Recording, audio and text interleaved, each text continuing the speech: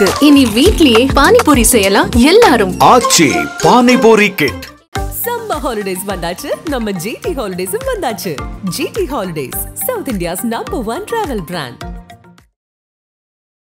2015ஆம் ஆண்டு ஜூன் 24ஆம் தேதி கல்லூரி மாணவன் இவன் கோகுல்ராஜ் கொலை செய்யப்பட்டிருக்கிறார். கழுத்து அறுக்கப்பட்ட நிலையில் ரயில்வே கிராசிங்ல கிடந்துச்சு பாடி. ஃபர்ஸ்ட் போலீஸ் பார்த்தப்ப ரயில்வே கிராசிங்ல தானா தலையை வச்சு சூசைட் பண்ணிக்கிட்டதா தான் ஃபர்ஸ்ட் போலீஸ் இறங்கினாங்க. கொலை குற்றவாளி ஒரு டிஎஸ்பி கெஞ்சி கூப்பிடுறாங்க, சரண்டர் ஆயிருங்கன்னு கெஞ்சுறாங்க. இதுதான் ஜாதி. அப்ப உள்ளுக்குள்ள அவருக்கு ஹெல்ப் பண்ணி ஆள் இருந்திருக்குல்ல, இதுதான் ஜாதியோட பலம். எங்கேயுமே சாதிங்கிறது ஆணவ ஜாதிலாம் கிடையாது. எல்லா சாதியுமே ஜாதினாலே பலந்தாங்க. நம்மளனால இதுதான் நெசம். அவங்க பேர் பேசியிருந்தாங்க. பேசிட்டு நான் வீட்டுக்கு கேட்டேன், என்னப்பா அந்த பொருளை சண்டை போடுறேன்னு. என்ன சொல்லியிருக்குன்னா, இல்லை நான் ஃப்ரெண்டாக தான் பழகணும்னு சொன்னதாக யுவராஜ் சொல்கிறார். அப்போ செல்லப்படுங்க அப்படிங்கிற வரைக்கும் யுவராஜ் சொல்கிறாப்ப மற்றபடி வேறு இது முதல் நாள் நடந்த சம்பவம். ஜூன் 23ஆம் தேதி 24ஆம் தேதி ஒரு பணமாக கிடக்குது. 24 ஹவர்ஸ்க்குள்ள நடந்தது என்ன? கழுத்து நல்ல நன்கு சுற்று அறுக்கப்பட்டது, மூளை கிடைக்கப்படவில்லை, நாக்கு 2ஆக வெட்டப்பட்டது, கத்திரிக்கோள் வைத்து, கத்திரிக்கோள்னே எழுதியிருக்காங்க, சிசரால 2ஆக வெட்டப்பட்டது. சொல்ல வீடியோ டெலிகாஸ்ட் இன்னைக்கு இருக்குது. அழிக்க முடியும். இந்த வீடியோ அந்த வழக்குடைய முக்கியமான சாட்சியாகவும் மாறினதுல அந்த வீடியோ தான் பெரிய சாட்சின்னு நான் சொல்றேன். எல்லாம் மாறி வரலாம், ஆனா இதை நீங்களே ஒத்துக்கிட்டீங்க. ஆதன் நேயர்களுக்கு அன்பு வணக்கம். இன்று நம்மோடு வழக்கறிஞர் திருமிகு RS தமிழ்வேந்தன் அவர்கள் இருந்தார். வணக்கம் தமிழ்வேந்தன் சார். வணக்கம். நல்லா இருக்கீங்களா? நல்லமா இருக்கு. சமீப நாட்களாக இன்ஸ்டாகிராமை திறந்தாலே யுவராஜ் அவருடைய ரீல்ஸ் தான் நம்ம கண்ணு முன்னாடி நிறைய வந்துகிட்டே இருக்கு. அவருக்கு அந்த கோகுல்ராஜ் கொலை வழக்குல வாழ்நாள் முழுக்க ஆயுள் தண்டனை கொடுத்துருக்காங்க. லோயர் கோர்ட்டும் அதான் கொடுத்துருக்காங்க. லோயர் கோர்ட் கொடுத்ததை ஹைகோர்ட் அதை சரிதான் அப்படின்னு சொல்லியிருக்காங்க. தன்னுடைய மகள் விழாவிற்காக பரோல்ல வெளில வந்திருக்காரு. வீடியோலாம் பார்க்கும் போதே நமக்கே அவ்வளவு மிரட்சியா இருக்கு. பல்வேறு சாதி அமைப்பை சேர்ந்தவர்கள் எல்லாரும் அந்த விழாவுக்கெல்லாம் போயிருக்காங்க. யார் இந்த யுவராஜ்? அந்த கோகுல்ராஜ் சுவாதி கொலை வழக்கை பொறுத்த வரைக்கும் யுவராஜ் என்ன பண்ணாரு? அந்த கோகுல்ராஜ் கொலைக்கு யுவராஜுக்கு என்ன தொடர்பு இருக்கு? இந்த பின்னணி எங்களுக்காக சொல்ல முடியுமா சார்? யுவராஜ் தீரன் சின்னமலை கவுண்டர் கட்சி வச்சிருந்தவர். அவர் ஒரு மூமெண்ட் லீடர், சின்ன ஒரு மூமெண்ட் லீடர் தான், ஒரு கம்யூனல் லீடர்னு வச்சுக்கலாம். அவ்வளோதான் அவருடைய பின்னணி. அந்த கொங்கு கவுண்டர் சமுதாயத்துடைய பிரதிநிதித்துவமாக அவர் இருந்தவர். இன்னும் சொல்லப்போனால் பெருமாள் முருகன் எழுதிய மாதுரு மகன் புத்தகத்துடைய அதில் கொங்கு கவுண்டர் சமுதாய பெண்களை ரொம்ப இழிவாக அந்த புத்தகத்தில் எழுதியிருக்காங்க, தவறாக சித்தரிச்சிருக்காங்கன்னு சொல்லி ஒரு பெரிய லெவலில் கையில் போர்க்கொடி தூக்குனவர் யுவராஜ் தான். யுவராஜ் பின்னால் யுவராஜ் கவுண்டர், அப்புறம் தீரன் சின்னமலை கவுண்டர் பேரவையோட நிறுவன தலைவர், இப்படி பல போஸ்டிங். இதில் என்ன விஷயம்னா, இப்போ இதில் நடந்த ஃபேக்ட் என்னென்னா, கோகுல்ராஜ் ஒரு ஓமலூர், சேலம் மாவட்டம் ஓமலூரை சார்ந்த மிக மிக பின்தங்கிய ஒரு குடும்பத்திலேருந்து வந்த புள்ள. பட்டியலின சமுதாயத்து பையன். ரொம்ப எளிமையான பின்னணி, ஒரு பெரிய ஃபோர்ஸான ஒரு எஃபோர்ட்டிவான பர்சனாலிட்டி கிடையாது. அப்படி இருக்கிறப்ப 2015ஆம் ஆண்டு ஜூன் 24ஆம் தேதி கல்லூரி மாணவன் இவன் கோகுல்ராஜ் கொலை செய்யப்பட்டுகிறார். கழுத்து அறுக்கப்பட்ட நிலையில் ரயில்வே கிராசிங்கில் கிடந்துச்சு பாடி. ஃபஸ்ட்டு போலீஸ் பார்த்தப்ப ரயில்வே கிராசிங்கில் தானாக தலையை வச்சு சூசைட் பண்ணிக்கிட்டதாக தான் ஃபஸ்ட்டு போலீஸ் உள்ளே இறங்கினாங்க. ஒரு லெட்டரும் இருந்துச்சு பக்கத்தில் நினைக்கிறேன். ஆமாம், அதில் லெட்டர்லாம் ஃபேக். ஓகே, அது எதுவுமே யுவராஜ் லெட்டர், அந்த பையனோட கடிதம் இல்லை, கையெழுத்து இல்லைன்னு சொல்லி தான் நீதிமன்றம் அதை கன்ஃபர்ஸ் பண்ணியிருக்கு. அப்புறம் அந்த பையன் தலை தனியாக கிடந்தோன்னா முதல்ல அப்படி விசாரணை சூசைட் கேஸாக தான் எடுத்துக்கிறாங்க. ஆமாம், முதல்ல சும்மா தான் டேக் அப் ஆகுது. அப்புறம் தான் தொலைவு கொஞ்சம் பார்க்க உள்ள அதில் டிஎஸ்பி விஷ்ணுபிரியான்னு சொல்லி அவங்களும் தற்கொலை ஆகிட்டாங்க அந்த வழக்கில். அவங்களோட லெட்டர் ஒரிஜினல் லெட்டர், அவங்க கைப்பட எழுதுனது. அந்த அம்மா 2 பக்கம் அளவில் குமுற எழுதிட்டு போயிட்டு, அவ்வளோ நெருக்கடி அந்த அம்மாவுக்கு. அவங்களும் பட்டியலின சமுதாயத்தை சார்ந்தவங்க தான், நாமக்கல் டிஎஸ்பி. பள்ளிப்பாளையத்தில் தான் அந்த பாடியை கடந்துச்சு ரயில்வே கிராசிங்கில். ஓகே, அப்போ இருக்கக்குள்ள அந்த அம்மாவை நெருக்கடினா அரசியல் நெருக்கடி ப்ளஸ் யுவராஜ் அந்த அம்மாவுக்கு ஒரு ஆடியோ கால் கெஞ்சுது. அந்த அம்மா, யுவராஜ் நீங்க பண்றது ரொம்ப சரண்டர் ஆகுது, பெரிய பிரச்சனை ஆகுது. ஒரு கொலை குற்றவாளி ஒரு டிஎஸ்பி கெஞ்சி கூப்பிடுறாங்க, சரண்டர் ஆயிருங்கன்னு கெஞ்சுறாங்க. அதுதான் ஜாதி, அதுதான் ஜாதியோட பலம். எங்கேயுமே சாதிங்கிறது ஆணவ ஜாதிலாம் கிடையாது. எல்லா சாதியுமே ஜாதினாலே பலம் தாங்க. இது நம்மளனால இதுதான் நெசம். பேச்சுக்கு வேணா பேசலாம், ஜாதி இல்லை, மொழி இல்லை, மதம் இல்லை, அதெல்லாம் இல்லைங்க. எல்லாமே இருக்குங்க, பவராக இருக்கு. நீங்க சொன்னீங்களா இன்ஸ்டாகிராமில் சுற்றுதுன்னு, முன்னை விட நான் வலிமையாக இருக்குது. இன்ஸ்டாகிராமில் 1000 ஐடி இருக்கு, ஒருத்தவங்கள்ட்ட ஃபேக் ஐடி. இல்லை அவங்கவுங்க ஜாதியை ப்ரமோஷன் பண்ணுறது, ஜெயிலுக்கு போகிறது, அடுத்து இந்த போலீஸ் அழைச்சிட்டு போதில் கூண்டு வண்டியில் இந்த கோர்ட்டுக்கு அந்த வீடியோ, கோர்ட்டில் நிற்கிறது, திருப்பி ஜெயிலேருந்து அவர்களும் மாலை போடுறது, கடைசியாக கழுத்தை வெட்டி மாலை போடுறது, அவ்வளோதான் முடிஞ்சுது. இல்லை 25 வயசுக்குள்ளே எல்லாம் இன்ட்டு கார்டு லிசன். இந்த வழக்கில் பார்த்தீங்கன்னா டிஎஸ்பி விஷ்ணுபிரியாவும் தற்கொலை பண்ணிக்கிறாங்க. அதுக்கு பிறகு யுவராஜுக்கு வந்து ஒரு பெரிய நெருக்கடியை தருது. ஏன்னா இவங்களோட ஆடியோலாம் லீக் ஆக ஆரம்பிச்சிட்டு. மேடம் தெரியாதா மேடம், நீங்கள் தான் என்ன தேடிட்டு இருக்குது, நான் தான் யுவராஜ் பேசுகிறேன். திமிராவே தான் பேசுவார். ஆமாம், எந்த இடத்துலையும் அவர் படிஞ்செல்லாம் பேசலை. பேச முடியாதுல்ல, நீங்கள் தான் உங்களை ஒரு லீடராக ஒரு சமுதாயம் தூக்கி பிடிக்குது இல்லை உங்களை, அப்படி பேசுவார். அந்த அம்மா ரொம்ப இறங்கி பேசுவாங்க. யுவராஜ் வந்துருங்க, யுவராஜ் இங்கே பிரச்சனை தலைக்கு மேலே போகுது, ப்ளீஸ் வந்துருங்க, எனக்கு ரொம்ப நெருக்கடியை தருது இந்த பிரச்சனை அப்படின்னு சொல்லி. ஏன்னா மக்கள் போராட்டங்கள் மற்ற இன்னும் பிற தலித்திய அமைப்புகள்லாம் கையில் எடுத்துட்டாங்க மேட்ரை. எடுக்கக்குள்ளே ப்ரெஷர் அதிகமாகிட்டு ஆணவ கொலை ஆகி போச்சு, நீங்கள் தானே தெரிஞ்சு போச்சுக்கிற எல்லாமே A to Z. அப்போ கூட அவர் சரண்டர் ஆக முன் வரல. அப்போ கூட ஒரு தனியார் தொலைக்காட்சிக்கு அங்கேருந்து ஸ்கைப்பில் போட்டு பேசினாப்புல, ஒரு பெரிய நியூஸ் சேனலில் பேசுனது தான் இன்னும் பிரச்சனையாயிட்டு. என்ன ஒருத்தர் கொலை பண்ணிட்டு கொலை கேஸில் இருக்காரு, வாண்டட் அக்யூஸ்டு, அங்கங்கே உட்காந்து வீடியோ போட்டிருக்காரு, டிபேட்ல பேசுறாரு. டிபேட்டு கூட ஆஃப்டர், ஆமாம் டிபேட்டில் பேசுனது. அதுக்கு முன்னாடி ஒரு இந்த டிபேட்டுக்கு முன்னாடி ஒரு வீடியோ இருக்குது, இன்டர்வியூ கொடுத்துருப்பாரு. இதுக்கு முன்னாடி ஒரு வீடியோ இருக்குது. டிபேட்டில் அசால்ட்டாக வந்து பேசுகிறாரு. டிபேட்டில் அவர் வந்து கன்ஃபர்ஸ் பண்ணுறாரு சில விஷயங்களை, அதை நான் பின்னாடி சொல்கிறேன். இப்போ அதே வருஷம் பார்த்தீங்கன்னா டிசம்பர் 22 யுவராஜ் வந்து சரண்டர் ஆகிறாப்புல அந்த கோகுல்ராஜ் கொலை வழக்கில். சரண்டர் எப்படின்னு பார்த்தீங்கன்னா தொப்பியெல்லாம் வச்சுட்டு கொஞ்சம் டவல்லாம் போட்டு வேறு மாதிரி மாறுவேஷம் போட்டு, அதாவது அவரை பொறுத்தவரையிலும் இதோட சீரியஸ்னஸே உணரலைங்கிறத நான் ஒத்துப்பேன். அது அவருக்கு தெரியல இது என்னவா ஆக போகுது, நமக்கு தான் பின்னாடி இவ்வளோ பேக்ரவுண்ட் இருக்கு, தற்கொலை மாதிரி தானே வழக்கு இருக்குது என்னங்கிற மாதிரி ரொம்ப விளையாட்டாக பண்ணிட்டாப்புல. எங்கேயோ ஒரு கோர்ட்டில் சரண்டர் ஆகிருக்கலாம், அதே ஊரில் வந்து அப்படி மக்களோட மக்களாக மிங்கிலாகி உள்ளே போய் பெரிய மாஸ் கூட்டம் வேறு, அதில் உள்ளே போய் சரண்டர் ஆகிட்டாப்புல. அது இன்னும் காவல்துறைக்கு இன்னும் பெரிய தலைவலியையும் நெருக்கடியும் கொடுத்துட்டு ஒரு அக்யூஸை பிடிக்க முடியல, அவங்களே சரண்டர் ஆகுறாங்க. திருப்பி போலீஸ் எஸ்பி ஆஃபீஸுக்குள்ளே போய் சரண்டர் ஆகுறாங்கல்ல. அப்போ உள்ளேக்குள்ளே அவருக்கு ஹெல்ப் பண்ணி ஆள் இருந்திருக்குல்ல, அவரோட ஜாதி ஆட்கள் உள்ளே இருந்திருக்காங்க. இல்லைன்னா நீங்கள் போய் நானும் சரண்டர் ஆக முடியுமா, கையை காலை உடச்சி பின்பக்கமாக ரிமாண்ட் பண்ணிட்டு போயிடுவாங்க நம்மளை. ஆனால் அவர் போய் சரண்டர் ஆனார், அவர் யாரும் எந்த டிஸ்டர்பன்ஸும் பண்ணலை. அது அப்படியே வழக்கு நடந்துகிட்டு இருந்தது. அப்புறம் அவங்க அம்மா கோகுல்ராஜோட அம்மா வந்து வழக்கு போடுறாங்க. இந்த வழக்கு வந்து இங்கே நடத்தினா சரியான நியாயம் இருக்காது, சாட்சிகள்லாம் கலைக்க முடியும், நீங்கள் மதுரைக்கு மாற்றுங்க அப்படின்னு சொன்னால் மதுரையில் சிறப்பு நீதிமன்றம் இருக்குது, வன்கொடுமை தடுப்பு சிறப்பு நீதிமன்றம், அங்கே மாற்றுறாங்க. இவங்க அந்த அம்மா ஒரு வழக்கு போட்டாங்களா. அதுக்கு இடையில என்ன ஆகிப்போச்சுன்னா யுவராஜுக்கு வந்து உச்சநீதிமன்றம் அவர் பெயிலை கேன்சல் பண்ணுது. அப்புறம் அரசு தரப்பில் சிறப்பு வழக்கறிஞர் பாப்பா மோகன் அவரை வைக்கிறாங்க. உச்சநீதிமன்றம் ஒரு பெயிலை கேன்சல் பண்ணிட்டு, ஏன்னா இவருக்கு எப்படி பெயில் கொடுத்தீங்க இந்த வழக்கில், இது எவ்வளோ சென்சிட்டிவான விஷயம், எப்படி பெயிலெலாம் கேன்சல் பண்ணுறோம், ட்ரையலை நடத்துக்குன்னு சொன்னிச்சு. ட்ரையல் வந்து பார்த்திங்கன்னா 5/5/2019 ஸ்டார்ட் ஆகுது. எங்கே மதுரையில் ஸ்டார்ட் ஆகுது. 2022 5/3/2022 பனிஷ்மெண்ட்டுக்கு நெருங்கி வந்துடுது வழக்கு. இதில் யுவராஜாவே ஒத்துக்கிட்ட விஷயங்கள் 2-3 இந்த டிபேட்டை பற்றி சொல்கிறேன்னு சொன்னேன்ல, அந்த டிபேட்டும் இதில் ஒரு சாட்சியாக சேர்க்கப்பட்டுச்சு. கார்த்திகை செல்வன் புதிய தலைமுறை அவரும் இதில் சாட்சியாக சேர்க்கப்பட்டுச்சு. என்னென்னா இவர் வந்துட்டு முதல் நாள் அந்த பொண்ணு வந்து கோயிலுக்கு போகுது. எப்படின்னா 2015 வந்து அந்த கோயில் 23 கோயிலுக்கு போகுது. கோயிலில் யுவராஜ் இருக்காப்புல கோயிலில், திருச்செங்கோடு அர்த்தநாரீஸ்வரர் கோயில் திருச்செங்கோடு, இந்த தமிழ்நாட்டில் ஒரு ஃபேமஸ் ஆனது அர்த்தநாரீஸ்வரர். அர்த்தநாரீஸ்வரன் ஒரு பக்கம் ஆணாகவும் ஒரு பக்கம் பெண்ணாகவும் சிவன் தோற்றி அளிப்பதா அர்த்தநாரீஸ்வரர் திருச்செங்கோட்டில் இருக்குது. அந்த கோயிலில் ஒரு சிசிடிவி ஃபுட்டேஜ் வேறு இருக்குது. 2 பேரும் ஒன்றா தான் வர்றாங்க வெளியில். அப்போ கோயிலுக்குள்ளே இவங்க 2 பேரும் பேசிகிட்டு இருக்குள்ள யுவராஜ் வந்து, இது யுவராஜோட கன்ஃபர்ஸ் தான், நான் சொல்லலை, ஓகே. யுவராஜ் நேராக போயிட்டு என்ன 2 பேரும் சண்டை போட்டுட்ருக்கீங்க. யுவராஜ் எப்படி சொல்கிறாருன்னா, அந்த பையன் இதை வற்புறுத்தி காதலிக்க சொல்லிகிட்டு இருந்தான், அந்த பொண்ணு முடியாது சொல்லிட்டு இருந்துச்சு, நான் போய் என்னன்னு கேட்டேன், இல்லைன்னா அவர் ஒருத்தலையாக என்னை காதலிக்கிறாருன்னு அவர் சொல்கிறாரு, அந்த பொண்ணு சுவாதி சொன்னிச்சு, அதனால தான் நான் செல்லை பிடுங்கினேன் அப்படிங்கிறது வரையும் யுவராஜ் கன்ஃபர்ஸ் பண்ணது தான். அப்போ ஆக்சுவலாக பிரேமா பசி உருவாயிட்டு அந்த இடத்துக்கு. இது யுவராஜ் வாயால் சொன்ன விஷயம். கோயில் சிசிடிவி எல்லாம் அந்த ஃபுட்டேஜ் இல்லை, உள்ள ஃபுட்டேஜ் இல்லை, வெளில அந்த 2 பேரும் வெளியே போகிற ஒரு ஃபுட்டேஜ் தான் இருந்துச்சு. இவர் ஓப்பன் மீடியாவில் கன்ஃபர்ஸ் கொடுக்குறாரு. நீங்கள் போலீஸ்கிட்ட கன்ஃபர்ஸ் கொடுத்தீங்கன்னு வச்சுக்கோங்க, அடுத்து கோர்ட்டில் வந்து அப்படியே நம்ம பெல்ட் அடிச்சிக்கலாம். இல்லைங்க பொய் வழக்குங்க, எல்லா வழக்கும் 313 கொஸ்டின் ஆரம்பிக்கக்குள்ள உங்கள் மீது 2ஆம் தேதி கோகுல்ராஜ் என்ற பையனை கொலை செய்து தண்டாவளத்தில் போட்டதாக உங்கள் மீது வழக்கு, நீங்கள் என்ன சொல்கிறீர்கள் அப்படின்னு கேட்பாங்க. நான் சொன்ன 2 லைனில் ஒரு பக்கம் அளவில் அடிச்சு அது ஒரு கொஸ்டினிங். இல்லைங்க பொய் வழக்கு அப்படின்னா தான் கேஸ் ஆரம்பிக்கும். அந்த இடத்துல இல்லைங்க நான் தான் கொலை பண்ணேன்னா கேஸ் முடிஞ்சுது, அன்றைக்கே கன்ஃபெஷன் கொடுத்துருவாங்க.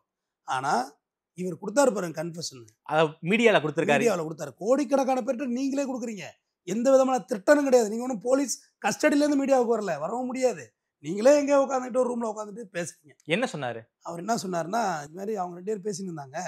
பேசிட்டு இருக்குள்ள நான் வந்து போயிட்டு கேட்டேன், என்னப்பா அந்த பொண்ணுகிட்ட புது இடத்துல சண்டை போடுறேன்னு. அந்த பொண்ணு சொன்னிச்சு, அண்ணா இவர் வந்து என்ன ஒருதலையா லவ் சொல்கிறாருண்ணா அப்படின்னு சொன்னிச்சு. நீ எப்படிமா பழகினியா இல்லையான்னு கேட்டேன். அந்த பொண்ணு என்ன சொன்னிச்சுன்னா, இது அவர் சொன்னது. பொண்ணு என்ன சொல்லியிருக்குன்னா, இல்லை நான் ஃப்ரெண்டாக தான் பழகணும்னு சொன்னதாக யுவராஜ் சொல்கிறார். அப்போ செல்ல பிடுங்கின அப்படிங்கிற வரைக்கும் யுவராஜ் சொல்கிறாப்புல. மற்றபடி வேறு இதில் இது முதல் நாள் நடந்த சம்பவம். முதல் நாள்னாக்கா ஜூன் 23 24 இவர் பணமாக கிடக்கிறார். அப்போ 24 ஹவர்ஸ்க்குள்ளே நடந்தது என்ன? அப்போ இங்கே தான் பிரச்சனை ஸ்டார்ட் ஆகிருக்கு அப்படின்னு. இதுதான் யுவராஜ் தானாகவே வாண்டல்லையாக வந்து நான் ஜெயிலுக்கு போகிறேன்னு போலீஸ் ஜீப்பில் வந்து ஏறின வடிவேல் கதையாக மாட்டினது. இல்லைன்னா அவர் மாட்டிருக்க மாட்டாப்புல. கேஸ் நடந்திருக்கும், நான் இல்லைன்னு சொல்லலை. 23 செல்போனை பறிக்கிறாங்க. 24 அந்த சம்பவம் எப்படி நடந்துச்சு? அது அந்த போஸ்ட்மார்ட்டம் ரிப்போர்ட்டு கூட இருக்குது. அது என்னென்னா, கழுத்து நன்கு சுற்று அறுக்கப்பட்டிருந்தது. மூளை கிடைக்கப்படவில்லை. மூளைங்கிற ஒரு ஆர்கனே இல்லை. நாக்கு 2ஆக வெட்டப்பட்டிருந்தது கத்திரிக்கோள் வைத்து. கத்திரிக்கோள்னே எழுதியிருக்காங்க. சிசரால் 2ஆக வெட்டிருந்தது. பின்மண்டையில் 14 இன்ச்சில் ஒரு காயம் இந்த இடத்துல. ஓகேயா? இந்த இடத்துல மூளை இல்லை, பிரெயினே இல்லை, ஆர்கனே இல்லை. இது போக கண்ணுக்கு கீழே ஒரு கத்தி குத்து. இந்த இந்த இந்த இந்த பகுதி கீழே வந்து வெறும் அடிக்காயங்கள் தான் இருந்துச்சு. அதாவது கழுத்துக்கு கீழே அடிக்காயங்கள். ஆக்சுவலாக பார்த்தா ரயிலில் விழுந்து கொஞ்சம் தூரம் ரயில் உங்களை பெரட்டினா எப்படி இருக்கும், அந்த மாதிரியான காயங்கள் இருந்திருக்கு. இது எல்லாமே ஊமை குத்துன்னு சொல்லுவாங்கள்ல, ஒச்சு ரத்தம் வராமல் குத்துறது, இது நடந்திருக்கலாம். அடுத்து கழுத்து தலைக்கு மேலேங்கிறது, தலை வந்து முழுக்க அது மர்டர் ஆட்டிடியூட் தான். ஆனால் இவங்க என்ன நினச்சிட்டாங்க, ரயில்வே கிராசிங்கில் போட்டு அடித்து உருட்டுனாக்க இந்த மாதிரி நடக்கணும். ரயில் தண்டவாளம் கழுத்தை எப்படி வெட்டும், கத்தி எப்படி வெட்டுங்கிற டிஃப்ரென்ஷியேட் இருக்குது. ஓகே, இவங்க ரொம்ப கிளவராக பண்ணாங்க. ஆனால் அது கிளவர் கிடையாது. அது உங்களை தாண்டி தான் போலீஸும், உங்களை தாண்டி தான் நீதிபதிகள் இருக்கிறாங்க. கழுத்து வந்து சிசரிங் பண்ணிருந்து, கழுத்து அறுக்க வெட்டியிருக்காங்க. ஆனால் ரயில்வே தண்டவாளம் வெட்டிட்டுங்கிற மாதிரி தான் இவங்க ஒரு செட்டப் பண்ணாங்க. ஆனால் அது ஃபெயிலியர் ஆயிடுச்சு. அது அங்கே இருந்த ஒரு லெட்டர் ஒன்று கோகுல்ராஜே எழுதினதாவில் ஒரு லெட்டருக்கு பக்கத்தில் வந்து ஒரு லிக்கர் பாட்டிலும் வேற வச்சிருந்தாங்க. அவருக்கான குடிப்பழக்கமே கிடையாது கோகுல்ராஜ். வழக்கூட ஹிஸ்ட்ரி எடுப்பாங்கல்ல, நீங்கள் குடிப்பழக்கம் இல்லவரான்னு இல்லை, பிஎம் ரிப்போர்ட்டில் தெரிஞ்சிடும். உடற்குறாய் அட்டாப்சி பண்ணுறாங்கல்ல, அதில் ஒரு கல்லீரை எடுத்து வெளில வைக்கிறாங்களா, அதிலே தெரிஞ்சிடும் நீங்கள் குடிப்பீங்களா குடிக்க மாட்டீங்களான்னு. நடிக்கிறதுக்கெல்லாம் ஒன்றுமே வேலை கிடையாது. குடித்ததுக்குன்னு சில அஃபெக்டட் இருக்கும், லிவரில், கிட்னியில், பிரெயினில் சில செல்கள் செத்துருக்கும். அது பார்த்தாலே தெரியும் அந்த விஷயம். அட்டாப்சியில் அவர் குடிப்பழக்கமே இல்லைன்னு தான் அட்டாப்சி ரிப்போர்ட் சொல்கிறாங்க. அவர் இறந்தானே குடிக்கவே இல்லை. வலுக்கட்டாயமாக வாயில் ஊற்றிருந்தா கூட அது வயிற்றில் இல்லை, அது லிவரில் இருக்கணும். ஓகே, வெளியீர் நிலமாக லிவரோட காட்சி ஒரு மாதிரி லைட்டான வெளியீர் நிலம்னா கருத்தாப்புலையும் கொஞ்சம் மஞ்சளும் கலந்தாப்புல ஒரு நிறம் உருவாகும்ல, கருப்பு, அந்த மாதிரி லிவர் மாறும் குடிச்சாக்க. அது இல்லை, ஒரு நல்ல லிவராக தான் இருந்திருக்கு. ஸோ இந்த கொடூர கொலையை அரங்கேற்றி யுவராஜ் தான் A1, அவரை சார்ந்த பேர் ஒரு 10 பேர் மேலே தண்டனை கொடுக்க தயாராகுது மதுரை நீதிமன்றம், சிறப்பு நீதிமன்றம். பாப்பா மோகன் தான் அரசு தரப்பில் அப்பியர் வழக்கறிஞர். இதில் என்ன ஆகி போச்சுன்னா, அந்த பொண்ணு வந்துட்டு முன்னுக்கு பின் முரணா சாட்சி சொல்ல ஆரம்பிச்சிட்டு. சுவாதி ஹோஸ்டேல் பிறட் சாட்சின்னு சொல்லுவாங்க, ஹாஸ்டேல்னு சொல்லுவாங்க. ஹோஸ்டேல் தான் ஆக்சுவலாக, ஹாஸ்டேல் பிறட் சாட்சி தமிழில். அந்த பொண்ணு சுவாதி என்ன சொல்லுதுன்னா, நாங்கள் எல்லாம் அப்படிலாம் கிடையாது அப்படின்றத வந்து சொல்லுது. அது மிரட்டலாகவும் இருக்கலாம், இல்லை பிரச்சனை என்னன்னுங்கிறது எப்படி ஒன்றுமோ வச்சுக்க, அது அந்த சைடு அது என்ன தரப்பு ஒன்றுமோ இருக்கலாம். ஆனால் அந்த பொண்ணு வந்துட்டு எனக்கும் கோகுல்ராஜுக்கு அப்படிலாம் பழக்கம் கிடையாது, நாங்கள் சந்திச்சிட்டதே கிடையாது அப்படின்னு சொல்லுது. சிசிடிவி ஃபுட்டேஜ் இருக்கானா? ஆமாம், நீதிபதி தான் கேட்டார், மதுரை நீதிபதி. நாங்களாம் பைத்தியம் மாதிரி தெரியுதா உனக்கு, எப்படி தெரியுது என்னை பார்த்தா உனக்கு? ஏம்மா நீனா அவனும் போறீங்க இருந்தால பார்த்ததே இல்லைன்ற, நீங்கள் 2 பேரும் ஒன்றும் தனித்தனியாவெல்லாம் போகலையம்மா, கையை கோத்துட்டு தரமா போகிறீங்க, எப்படிம்மா தெரியாதுன்னு சொல்கிறாரு. வீடியோ போட்டு காமிக்கிறாரு. ஓகே, எங்களை பார்த்தா எப்படி தெரியுது, லூஸ் மாதிரி தெரியுதா? கோர்ட்டில் வந்து என்னம்மா சொல்லிட்டு இருக்க நீ? ஒருத்தர் செத்து இருக்கிறான், நீ வந்து ஹோஸ்டேல் ஆகிறவங்களை வந்து கம்பல் பண்ணக்கூடாது, அது சட்டத்தில் இடம் இருக்குது. நீங்கள் சாட்சி சொல்கிறதும் சொல்லாததும் தனிப்பட்ட விருப்பம், உங்களுடைய விருப்பம். யாரும் கம்பல் பண்ண முடியாது, சொல்லணும்னு சொல்லக்கூடாது, சொல்லக்கூடாதுன்னு சொல்லக்கூடாது சட்டப்படி. ஆனால் இந்த வழக்கை பொறுத்தவரை வீடியோவை பார்க்குறாரு, நீதிபதி தானே கேட்குறாரு, நீ தானம்மா பார்த்துருக்க, நீ தான் கூட போயிருக்க, கோயிலில் மிரட்டியிருக்காங்க, அதுக்கு பிறகு கொலை நடந்திருக்கு, அப்போ நீ தான்மா கூட இருந்தது, இது யாருமா நீ, என்னம்மா வந்து இங்கே பேசிகிட்டு இருக்க அப்படின்னு சொல்லி அது அப்படி போச்சு. ஆனால் அந்த கீழமை நீதிமன்றம் வந்து 5/3/2022 10 பேர் குற்றவாளிகள், யுவராஜ் A1, யுவராஜுக்கு 3 ஆயுள் தண்டனை, சாகர வரை சிறையில் இருக்கணும், மற்ற எல்லாருக்கும் 5 வருஷம் பனிஷ்மெண்ட்டுன்னு சொல்லி கொடுத்துட்டாங்க. அந்த வழக்கு பார்த்தீங்கன்னா, இப்போ மதுரை இங்கக்குள்ள பல பேர் குழப்பம் என்னன்னா, மதுரையிலே ஹைகோர்ட் இருக்குல்ல அப்படின்னு குழப்பம் இல்லை. அஃபென்ஸ் நடந்ததெல்லாம் இப்போ கோயம்புத்தூர், சேலம்லாம் மெட்ராஸில் தான் இருக்குது ஹைகோர்ட். சிறப்பு நீதிமன்றத்துக்கு டிரான்ஸ்ஃபர் வாங்கினாங்க கேஸை, அதனால் அப்பீல் வந்து மெட்ராஸ் வர்றாங்க. மரியாதைக்குரிய நீதியரசர் MS ரமேஷ், ஆனந்த வெங்கடேஷ். MS ரமேஷ் ஐயா வந்து ஃபுல் ஃப்ளெட்ஜ்டு கிரிமினல் சைடு அவருக்கு நல்லாவே தெரியும். போலீஸ் போடுற வழக்குகள் வந்து எந்த அளவுக்கு ட்ரூத் இருக்கும், அதில் ட்ரஸ்ட் இருக்குங்கிறது அவருக்கு புரியும். அந்த என்ன மாதிரி நடந்திருக்குங்கிறத அவர் யூகிப்பார். நிறைய ஜட்ஜ்மெண்ட்ஸ் வந்து போலீஸுக்கு ஆதரவாக அவர் போனதே கிடையாது. போலீஸ் எதிர்த்து தான் பேசியிருக்காரு அவர். ஆனந்த வெங்கடேஷியாவை பொறுத்தவரைக்கும் தெரியும் உங்களுக்கு. அவர் இப்போ தான் சுயமோட்டாவெல்லாம் சில வழக்கு எடுத்து நிறையா போயிட்டு இருந்துச்சு, உங்களுக்கு தெரிஞ்சிருக்கும். 2 பேருமே ஒத்த கருத்து சொன்னாங்க. இது நடந்தது வந்து அந்த சுவாத்தியை இங்கே ஒரு அழைச்சிட்டு வந்தாங்க இங்கே மெட்ராஸுக்கு. அப்போ சுவாத்தி அழைச்சிட்டு வந்து பிறகு சாட்சி சொன்னதை வச்சு கேட்குறாங்க, நிறைய முன்னுக்கு பின் முரணாக இருக்கே, எப்படி இது அப்படின்னு. இல்லை குழந்தையோட வருது சுவாத்தி. ஆமாம், அவங்க வேறு செட்டில் ஆகிட்டாங்க. வந்தோடனே இல்லை இதுதான் எனக்கு தெரிஞ்சது தான், எனக்கு வேறு எதுவும் தெரியாது, ஞாபகம் இல்லை, மறந்து போச்சு. எப்படி தெரியாது, ஞாபகம் இல்லை, மறந்து போச்சு. இப்படியே பற்றி சொன்னேன். இல்லை இது நோ ஃபேர், இது ஃபேராக நீங்கள் இல்லை அப்படின்ட்டாப்புல. அப்புறம் அதுக்கு அடுத்தாப்பு பார்த்தீங்கன்னா, இனிமேலுக்கு நேரடியாக வர்றதுலேருந்து விலக்கு அளிக்கிறோம். ஏன்னா நீதிபதி நினச்ச ஸ்டாண்டு வேறு, மிரட்டி கொண்டு வர்றாங்களோ அப்படின்னு நினச்சிருக்கலாம். பட் வீட்டில் இருந்தும் சாட்சி சொல்லாதவங்க எங்கே இருந்தால் தான் என்ன, சொல்ல மாட்டாங்க. அப்புறம் நீதிபதி வீட்டில் விலக்கு அளிக்கிறோம், இன்னும் நேரடியாக வர வேண்டாம்னு சொல்லிட்டு வீடியோ கான்ஃபரன்ஸ் எடுத்தாங்க. அப்புறம் யுவராஜ் வழக்கை உயர்நீதிமன்றம் ஊர்ஜிதப்படுத்துது. கீழமை நீதிமன்றம் கொடுத்த தீர்ப்பை உயர்நீதிமன்றம் கன்ஃபர்ஸ் பண்ணிச்சு, சேம் ஒத்துக்கிச்சு. ஆமாம், அது கரெக்டு தான், நடந்தது ஆனர் கில்லிங் தான், அது எந்த மாற்றமும் கிடையாது, யுவராஜ் தான் அந்த கொலையை பண்ணியிருக்கணும், வேறு யாரும் பண்ணியிருக்க வாய்ப்பு இல்லை, சந்தேகத்துக்கிடமின்றி லோயர் கோர்ட்டில் கேஸ் நடந்திருக்கு. லோயர் கோர்ட்டில் நல்லா நடத்திருக்காங்க கேஸை, சும்மா சொல்லக்கூடாது. பாப்பா மோகன்ல அரசு வழக்கறிஞர், அதான் எத்தனையோ வழக்க பார்த்தவர், அவர் நல்லா சீனியரு. அவர் அந்த பகுதியை சார்ந்தவர் தான், அவங்க ஈரோடு இந்த பெல்ட்டை சார்ந்தவர் தான் அவரும். நல்லா சிறப்பாக ஹேண்டில் பண்ணிட்டாங்க வழக்கையும். ஏன்னா உங்களுக்கு PW1 அந்த பொண்ணே ஆஸ்திரேலியா ஆகுது, கேஸ் நிற்காதுன்னு தான் எல்லாரும் கெஸ் பண்ணியிருப்பாங்க. அப்படி கிடையாது. நீதிபதியை வந்து ஓன் டிஸ்கிரிப்ஷன் பவர்னு சொல்லுவாங்க, தன் விருப்ப உரிமை அதிகாரம், இந்த இன்ஹரண்ட் பவர், அளவறியாத அதிகாரம் ஒரு நீதிபதிகள்ட்ட இருக்க அதிகாரம். ஆனால் அப்படியெல்லாம் இவங்க அளவறியாத அதிகாரத்தை எல்லாம் மிஸ்யூஸ் பண்ண கிடையாது, மிஸ்யூஸ் பண்ணது கிடையாது, பண்ண மாட்டாங்க. அவங்களுக்கு தெரியும், மெரிட்லேயே தெரியும் என்ன நடந்திருக்கும் அப்படின்னு. ஏன்னா இவரோட கம்யூனிட்டி, அங்கே கம்யூனிட்டி, லவ் எல்லாத்தையும் கூட்டி கழிச்சு பார்க்கல ஒரு ஐடியா வந்துட்டாங்க. இப்போ அடுத்து சுப்ரீம் கோர்ட் அப்பீலில் இருக்குது. இதற்கிடையில் தான் முந்தானத்து அவருடைய மகளுடைய பூப்பெய்தல் விழாவுக்கு பரோலில் வர்றாரு. Parole means leave.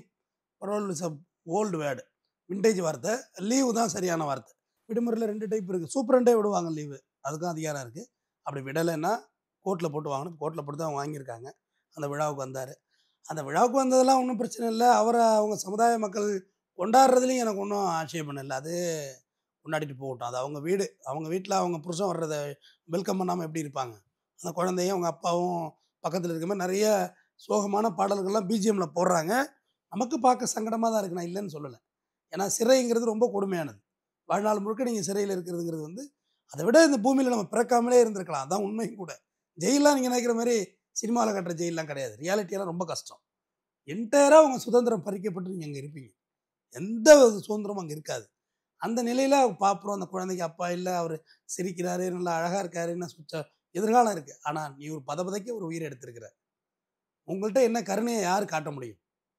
முதல் விஷயம் அதுதான். உங்களுக்கு ஒரு கொலை செய்கிற அளவுக்கு அதிகாரத்தை கொடுத்தது யார்?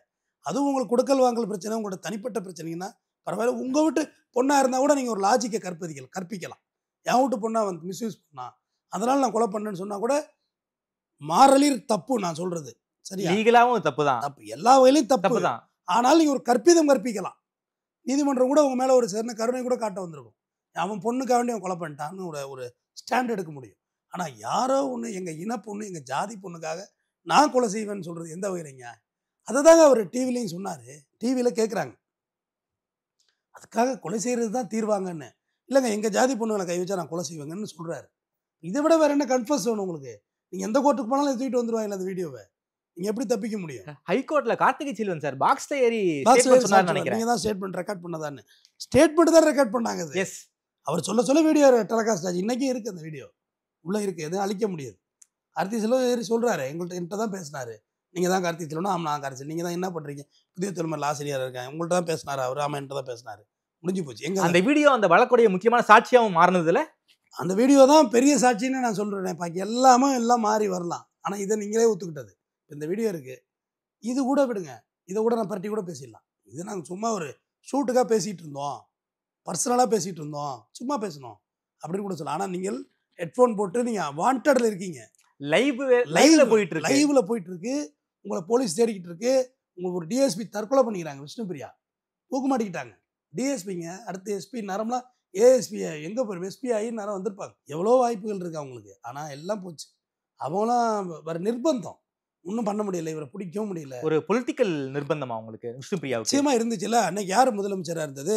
எடப்பாடி பழனிசாமி தான் முதலமைச்சராக இருந்தார். ஏன் இல்லாமல் இருக்காது? எல்லாமே அவங்க கம்யூனிட்டி தான். யுவராஜே அவங்க கம்யூனிட்டி தான். இல்லைன்னு எப்படி சொல்ல முடியும்? எல்லாமே இருந்துச்சு அதில். அதான் அந்த லெட்டரில் எழுதியிருக்காங்களே, எனக்கு அரசியல் நிர்பந்தம் ஒரு பக்கம் டார்ச்சரு, இவர் ஒரு பக்கம் டார்ச்சரு, ஃபோனை போட்டு போட்டு பேசி பேசி அதை ரெக்கார்ட் பண்ணி அவரே வெளியிட்டுக்கிட்டு இந்த மாதிரி பண்ணோன்னா ஒன்றுமே பண்ண முடியல இவங்களால. உயர் அதிகாரியோட அழுத்தம் வேறு, பிடிக்கலான்னு போராட்டம் வேறு நாலா பக்கம் வெடிக்க ஆரம்பிச்சிட்டு ஒன்றும் பண்ண முடியல. கார்னர் ஆகிட்டாங்க. இதை விட நாம் இறந்து போதே மேல்னு டிசைட் பண்ணுற அளவுக்கு ப்ரெஷர் அதில். ஆக்சுவலாக இந்த தண்டனை யுவராஜுக்கு வழங்கினதில் இதுவும் ஒரு காரணம். இவர் ஒன்று கிரைம் ரேட்டிங்ஸ் அதிகப்படுத்த ஆரம்பிச்சிட்டாரு. விஷ்ணுபிரியாவெல்லாம் தற்கொலை அளவுக்கு விட்டே இருக்கக்கூடாது, அவங்கள்ட்டே சரண்டர் ஆயிருக்கலாம், அவங்களே கொண்டு ஒப்படைச்சிருப்பாங்க. அவங்க அவ்வளோ மரியாதையாக பேசுகிறாங்க. யுவராஜ் வந்துருங்க, சார்லாம் சொல்கிறாங்க, வந்து கொலை குற்றவாளி சார்லாம் சொல்கிறாங்க. இல்லை ஒரு வேறு வழி இல்லை. அந்த இடத்துல நீங்கள் கார்னர் ஆகிருக்கீங்க. கூப்பிட்ற வரையும் தான் போலீஸ் எல்லாம் சாரும்பாங்க, கிட்ட வந்துட்டீங்கன்னா அவங்க ரியாக்ஷன் வேறு மாதிரி தான் இருக்கும். ஆனாலும் அவங்கள பொறுத்தவரையிலையும் சாஃப்டாக தான் ஹேண்டில் பண்ணியிருக்காங்க. நீங்கள் வாங்க எப்படியாவது வந்துருங்க, நான் முடிச்சு தர்றேன், உங்களுக்கு ஒரு தூசி படாமல் நான் கொண்டு ரிமாண்ட் பண்ணுறேன்னு சொல்கிறாங்க. வந்திருக்கலாம், வரல, அவங்களே இறந்துட்டாங்க. அப்போ நீதிபதி என்ன சொல்கிறாங்க? ஒரு க்ரைமு, அந்த க்ரைமு குட்டி குட்டியாக போட்டு நிறைய க்ரைம் ஆக ஆரம்பிச்சிட்டு, க்ரைம் ஆக ஆரம்பித்தோன்னே நீதிபதிகள் அதில் தான் கொஞ்சம் ஹீட் ஆகிருப்பாங்க. ஓகே, இது ரொம்ப ஆன்டி சோசியல் எலமெண்ட்டாக தெரியுது, இதை விடக்கூடாது அப்படின்ற பூக்கடை ஸ்டேஷனில் வந்து அவர் கையெழுத்து போட்டிருந்தார் ஒரு பெயிலில். அப்போ வந்து இங்கே வச்சு அரெஸ்ட் பண்ணாங்க. அப்போ தான் சுப்ரீம் கோர்ட் பெயிலை கேன்சல் பண்ணுச்சு. இங்கே சென்னை பூக்கடையில். ஆமாம், ஏன்னா அங்கே எல்லாம் பிரச்சனை இருக்குன்னு சொல்லி இங்கே கையெழுத்து போட்டாங்க. சின்ஸ் இதுலேருந்து நம்ம சொல்ல வர்ற மாறல் என்னென்ன அப்படின்னா, இப்போ அவருக்கு வந்து பிஜிஎம் போடுறாங்க, சிரிச்சுக்கிட்டே போகிறாரு, ஃபுல் ஷேவ்டா, ஒயிட் அண்ட் ஒயிட்டில் அழகா. எனக்கு அதான் சார் கேள்வியாக இருக்குது. சிறையில் இருக்காரு, சிவில் ட்ரெஸ்ஸில் வராரு, ஒரு ஃபுல்லாக மலிச்ச முகம், சிறையில் ராஜ வாழ்க்கையில் தான் இருக்காரு போல இருக்கே. அப்படிலாம் இல்லை, ராஜ வாழ்க்கை எப்படி இருக்கும்? ராஜாவாக இருந்தாலும் இன்னொரு இடத்துல அடிமையாகி தானே இருக்கணும். ஷேவெல்லாம் நீங்கள் டெய்லிஸ் ஜெயிலில் பண்ணிக்கலாம், நல்லா ஒயிட் ட்ரெஸ் பந்தாவை போட்டுக்கலாம், அதெல்லாம் உங்களை யார் கேட்டா? ஒயிட் பேண்ட்டு ஒயிட் ஷர்ட்டு அதெல்லாம் போட்டுக்கலாம். விசாரணை கைதிக்கு அதுவும் இல்லை, நீங்கள் இந்த மாதிரி கேஷுவல் ட்ரெஸ்ஸே போட்டுக்கலாம், சட்டை பேண்ட் இருக்குல்ல இதே போட்டுக்கலாம். விசாரணை கைதி அவர் கன்விக்டட் இல்லை சார். அவர் கன்விக்ட், அவர் ஒயிட் அண்ட் ஒயிட் கொடுத்துருப்பாங்க, ஒயிட் பேண்ட்டு ஒயிட் ஷர்ட் இருக்கும் நீட்டாக, அதெல்லாம் ஒன்றும் பிரச்சனை கிடையாது அவருக்கு. பணம் கட்டுவாங்க, அவங்க ஜாதி ஆளுங்க இருக்காங்க, சங்கத்து ஆளுங்க இருக்காங்க, மாதம் 1 லட்ச ரூபா அவங்கவுங்க ஜிபே பண்ணாங்க, சாப்பிட போகிறாரு, நல்லா பிசிபியில் உட்காந்து சாப்பிட்ருக்க போகிறாரு. இதில் என்ன இருக்குது? ஆனாலும் சிறை, என்னதான் விருந்து கொடுத்தாலும் அது சிறை. அது மாமியா வீட்டு சாப்பாடுன்னு எதுக்கு சொன்னாங்க? பல கறியை படித்து கூட்டினாலும் அது நம்ம வீடு இல்லை, அது மாமியா வீடுது. நம்ம வீடுங்கிறது நம்ம வீடு, நீங்கள் இருக்கிற வீடு, அது உங்கள் பொண்டாட்டியோட வீடு, மாமியா வீடு, அதுதான் மாமியா வீடுன்னு சொல்லுவாங்க. என்னதான் விருந்து படைச்சாலும் அங்கே உனக்கு அவமானம் தான் இருக்கும், நல்லது மரியாதையெல்லாம் இருக்காது. அதுதான் சிம்பிளாக அந்த காலத்துலேருந்து மாமியா வீட்டு சாப்பாடுங்கிறது. ஜெயிலு அவர் இப்போ கன்விக்ஷனு சுப்ரீம் கோர்ட்டு போய் எந்த அளவுக்கு அவருக்கு பாசிட்டிவாக இருக்குன்னா எனக்கு தோணலை. ஏன்னா 2 கோர்ட்டுமே வந்து ஆர்டர் வந்து கன்ஃபார்ம் பண்ணியிருக்காங்க, லைஃப் சென்டென்ஸை கன்ஃபார்ம் பண்ணியிருக்காங்க. எவ்வளோ பாசிட்டிவாக இருக்குன்னு தெரியல. அது பெரிய பின்னணியில் இவர் காப்பாற்றுறதுக்கெல்லாம் ஆள் வேணும், அவ்வளோ எளிமையான விஷயம் கிடையாது அது. ஏன்னா இது இந்த விஷயத்தை பொறுத்தவரையிலையும் மேலும் மேலும் எனக்கு தெரிஞ்சு க்ரைமாக போயிட்டே இருக்க மாதிரி தான் நினைக்கிறேன். வந்தார், அவர் பாட்டுக்கு அவர் வீட்டு ஃபங்க்ஷன் அட்டன் பண்ணார், போனாருன்னா நீதிமன்றம் கன்சிடர் பண்ணும். உங்களை சும்மா இல்லை, உளவுத்துறை எல்லாமே வாட்ச் பண்ணிட்டு தான் இருப்பாங்க, வந்து உங்கள் ஆட்டிடியூட் என்னென்னு. அப்புறம் பார்த்தீங்கன்னா நாடார் சங்க தலைவர், பனங்காட்டு படையோட தலைவர் ராக்கெட் ராஜா அவர் வந்தார். அவரும் ஒரு கம்யூனல் லீடராக, அவரும் பல பிரச்சனைலாம் இருக்கவர், அவரும் வந்து பார்க்குறாரு. இன்னும் மற்ற ஜாதிகள் அதெல்லாம் வந்து பார்த்துட்டு ஃபோட்டோ எடுத்துகிட்டு போகிறாங்க. அப்போ இதை உளவுத்துறை பார்க்க தானே செய்யும். மாஸ் பிஜிஎம்லாம் போட்டு வெளியில் வந்தால் நீ கண்டிப்பாக அந்த ஜாதி கை ஓங்கி தான் நிற்கும் அப்படின்றது ஒரு விஷயம். நீதிமன்றம் உங்களை எப்போ விடுதலை பண்ண தெரியுமா? நீங்கள் அந்த குற்றத்தை உணர்ந்து தப்பு பண்ணிட்டேன், எனக்கு திருந்தி வாழ ஒரு வாய்ப்பு வேணும் அப்படின்றது உள்ளார்ந்து வந்தாலே உங்கள் நீதிமன்றம் விட்டுரும். இது என்னுடைய ஒரு அனுபவத்தில் சொல்கிற வார்த்தை. தப்பு தான் நான் பண்ணது. ராஜீவ் காந்தி கொலை வழக்கு 27 வரைக்கும் கொடுத்தாங்க, அதுக்கப்புறம் வெளியே வந்துட்டாங்க. டாக்டர் பிரகாஷ் நான் சொல்லுவேன், 30 வருஷம் கழிச்சு சுப்ரீம் கோர்ட்டை விடுதலை பண்ணுச்சு. வாய்ப்புகள் உங்களுக்கு இருக்குது, ஆனால் உங்களுக்கு பீரியட் ஆஃப் டைம் இருக்குது. ஒரு பொது மன்னிப்பே உங்களை உடனேனாலும் அதுக்கான கட்டமைப்போடு நீங்கள் இருக்கணும். அது இல்லைன்னா வேஸ்ட் ஆகிடும். இப்போ லைஃப் இம்ப்ரெஸ்மெண்ட்ல 2 டைப் இருக்குது. முதல்ல உள்ளது பொது மன்னிப்பு எலிஜிபிலிட்டி. இது பொது மன்னிப்பு எலிஜிபிலிட்டி கிடையாது. ஏன்னா லைஃப் லாங் சாக வரை நீ சிறையில் இருக்கணும் அப்படின்னு கொடுத்துருக்காங்க. மற்றதெல்லாம் ஆயுள் தண்டனை கொடுப்பாங்க, அது ஒரு 10 இயர்ஸ், 10 வருஷம் 15 வருஷம் 10 வருஷத்துலேயே விட்டுருவாங்க. இப்போ விட்டாங்களே எவ்வளோ பேர் அண்ணா பிறந்தநாள் அதை விட்டாங்க. இப்போ இந்த கோவையில் உள்ள பாம்பிளாஸ்ட் கேஸில் உள்ளவங்க ஒரு 10 பேர் ரிலீஸ் பண்ணாங்க, இப்போ கவர்மெண்ட் ரிலீஸ் பண்ணாங்க, அதெல்லாம் விட்டுருவாங்க. ஆனால் நீங்கள் உங்களோட ஆட்டிடியூட் எப்படி இருக்குன்னு பார்க்கணும். உங்களுக்கு ஹாப்பி சூழ்நிலை இதுதான், நீங்கள் திருத்திக்கவே இல்லை உங்களை விட மாட்டாங்க. ஓகே. நீங்கள் ஆனால் உங்களை திருத்திக்கிட்டீங்க, உங்களை மாற்றிக்கிட்டீங்க அப்படின்றத விடுவாங்க. ஓகே, என்னையா வந்து ஆனருக்கு இல்லைங்க அப்படின்றது வந்து ரொம்ப ரொம்ப ரொம்ப ரொம்ப வெட்கப்பட வேண்டியது, வேதனைப்பட வேண்டியது. கமெண்ட் பாக்ஸில் வேணுமா எழுதிக்கிட்டு இருக்கலாம் உட்காந்து, அது எப்படி உங்கள் எங்கள் வீட்டு பொண்ணை கொண்டு போனால் விடுவோமா இல்லை வைப்போமான்னு. முதல்ல உங்கள் வீட்டு பொண்ணுங்கிறது உங்கள் வீட்டு ப்ராப்பர்ட்டி கிடையாது. உங்கள் வீட்டு பொண்ணுங்கிறது அது ரத்தமும் சதையும் நரம்பும் உயிரோட உள்ள ஒரு உருவம். அதுக்குன்னு சுயமாக ஆசை, பாசம், காதல், படிப்பு, விடுதலை எல்லாமே அந்த பொண்ணுக்கு இருக்குது. நமக்கு மட்டும்தான் எல்லா விடுதலையும் இருக்குங்கிறது தவறான கற்பிதம். அது ரொம்ப பிற்போக்குத்தனம். எல்லாமே அந்த பொண்ணுக்கு உண்டு, சுதந்திரம் உண்டு, காதலிப்பதற்கு உண்டு, தன் கணவனை தேர்ந்தெடுத்துக்கொள்ள உண்டு, தன்னுடைய வேலைவாய்ப்பை தேர்ந்தெடுத்துக்கொள்ள உண்டு, தன்னுடைய எதிர்கால படிப்பை தேர்ந்தெடுத்து எதிர்காலத்தில் எந்த நாட்டில் நான் இருக்கணுங்கிறது வரையும் அவங்க டிசைட் பண்ணலாம். அதில் போய் நம்ம இன்டர்ஃபியர் ஆகிறதுங்கிறது ரொம்ப ரொம்ப தப்பானது. கோகுல்ராஜ் வந்து முதல் தலைமுறை பட்டதாரி. அப்போ நீங்கள் கேட்கலாம், சார் படிக்க தானே சார் வந்தான், அவனை யார் சார் லவ் பண்ண சொன்னது?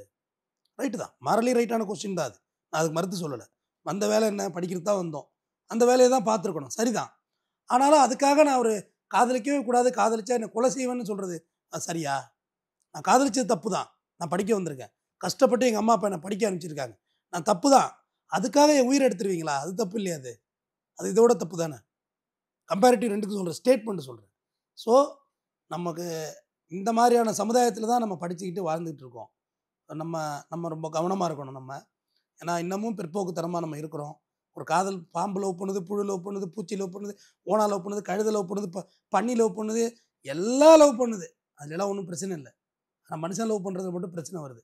அப்போ இந்த சமுதாய கட்டமைப்புக்குள்ள இப்போ சமுதாயத்தை திருத்துறதை விட நம்ம எப்படி முன்னேறிக்கிறதுங்கிறது தான் முதல்ல பார்க்கணும். முதல்ல நம்ம ஒரு அதிகாரத்துக்கு வரணும். அதிகாரத்தில் உட்கார்ந்த பிறகு தான் நம்ம சிலதை யோசிக்க முடியும். அப்போ நம்ம முதல்ல கல்வி வழியாக வேலைவாய்ப்பு வழியாக எம்பவர்மெண்ட், அதுதான் இங்கே சரியான சொல்யூஷனாக இருக்க முடியும். கோகுல்ராஜ் வந்தாரா, ஓமலூர்லேருந்து வந்திருக்காரு, பிஇ படித்தாரா, ஒரு எம்இ படித்தாரா, ஒரு வேலைவாய்ப்பு, ஒரு பிடபிள்யூ ஒரு இன்ஜினியர், இப்படி உங்கள் தகுதியை வளர்த்த பிறகு நீங்கள் யார் வீட்டில் போய் பொண்ணு கேட்டாங்க? உங்களுக்கு இல்லைன்னு சொல்ல போகிறாங்களா? இல்லை. காரணம், நீங்கள் தகுதியை வளர்த்துக்கணும், நம்மளோட எம்பவர்மெண்ட் ஆகிக்கணும், அதிகாரம் அளிக்கிற இடத்துக்கு நம்ம வந்துடணும். வந்துட்டோம்னா நமக்கு எல்லாமே இங்கே கிடைக்கும். அதுதான் அண்ணல் அம்பேத்கர் சொன்னார், அதுதான் தந்தை பெரியார் சொன்னார், அதுதான் மற்ற எல்லா கட்சி தலைவர்களும் எல்லா மூமெண்ட் லீடரும் சொன்னதுன்னா அதிகாரத்துக்கு வரணும். அதிகாரத்துக்கு வந்தோம்னா இதெல்லாம் சாதாரண விஷயம், ரொம்ப ரொம்ப சாதாரண விஷயம். ஆனால் அதிகாரத்துக்கு வர்றதுக்குள்ளே இவ்வளோ பிரச்சனைகள் இருக்குது. அதனால் நம்ம வளர்ச்சி, நம்ம குடும்ப வளர்ச்சி, ஆட்டோமேட்டிக்காக நாடு வளரும். நன்றி. ஓகே சார், ரொம்ப நன்றி சார். குறிப்பாக இந்த கோகுல்ராஜ் கொலை வழக்கு, அதில் வந்து யுவராஜ் என்ன பண்ணாரு அப்படிங்கிற இந்த பின்னணி பற்றி ரொம்ப விரிவாக பேசியிருக்கீங்க. குறிப்பாக ஒரு ஊடகத்துக்கு அவர் அளித்த பேட்டி, அந்த ஒரு சாட்சி தான் ஒரு மிகப்பெரிய ஒரு இம்பாக்டை வந்து அந்த வழக்கில் ஏற்படுத்தினுச்சுங்கிறத பற்றி, அந்த வழக்கினுடைய பின்னணி, அதே போல் டிஎஸ்பி விஷ்ணுபிரியா தற்கொலை வரைக்கும் அந்த பல்வேறு சம்பவங்களை ரொம்ப வெளிப்படையாக பேசியிருக்கீங்க. நேரம் கொடுத்து பேசியமைக்கு நன்றி தமிழேந்தன் சார். நன்றி.